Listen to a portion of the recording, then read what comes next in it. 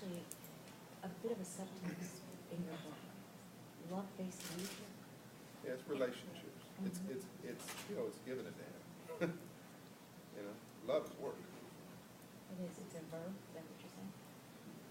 No, it's hard ass stuff. I mean, you're not taping yet, are you? Yes, we are. Can we quote you on that?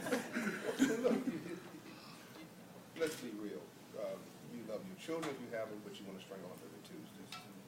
You love your husband and your wife if you have one, but every other week you want a divorce. Your friend calls you at 3 in the morning and says, "I'm stuck on Pacific Coast Highway or wherever the hell is an hour outside of where you live." It's 3 in the morning. It's Tuesday. You got to be up at 6. What? First of all, they hear a dial tone, like you actually hung up. Then they call back. "Hey, you hung up on me because you should have had AAA. Well, where's your mom and your dad?" You go through all this stuff. Then you get up grumbling, and you go get your friend. That's love. Nothing good comes in. Nothing. Nothing happens without legitimate suffering. So everybody trying to run away from pain has got the wrong business plan. You don't want illegitimate suffering, but you actually do want legitimate suffering.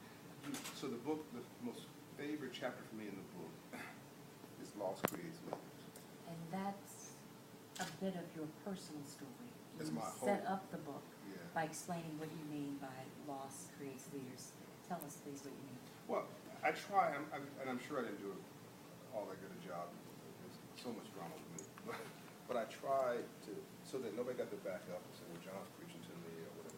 I try to use myself as a first example in every situation. And you're quite open about it, so if you would start at the beginning, what exactly specifically did you mean, and how did you see that manifest itself as a little boy? Well, what I meant, the larger topic I meant in the book is we're all screw-ups. We screw up, but that doesn't mean that we are screwed up. And there's a difference. We all screw up, so relax. Breathe. Chill. Ain't no perfect. So get off of that. Jesus was perfect. And even he was an imperfect perfect because he said, "Not my will, but thine will be done," when he was on the cross. Translation, if you're asking me, I don't want to go. I ain't trying to go up there and be crucified between those two fools. But if you're not asking me, if it's your will, perfect suffering, where do I sign? It's all about the response. That's really what the book is about. Jesus' initial words weren't perfect. His response was perfect.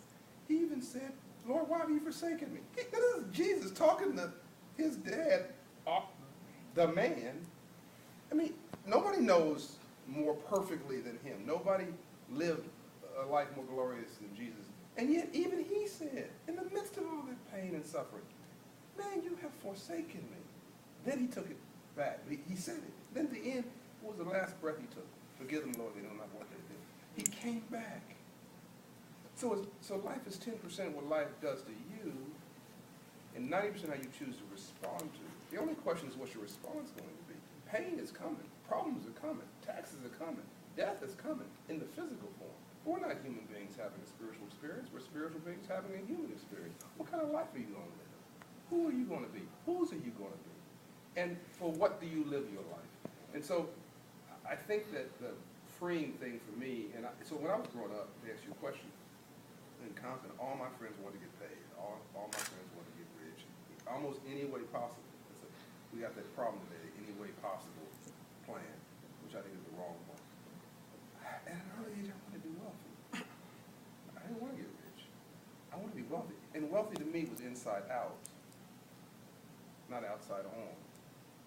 That my asses weren't on my ass. Even at an early age. Yeah, I guess I've always been an old soul. But you got to understand, I was helped.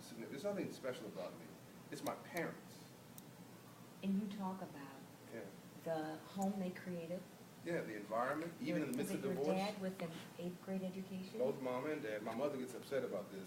I ain't had no 8th grade education. Yes, she did. She went back and got her high school equivalency, and she graduated with Marshall Catholic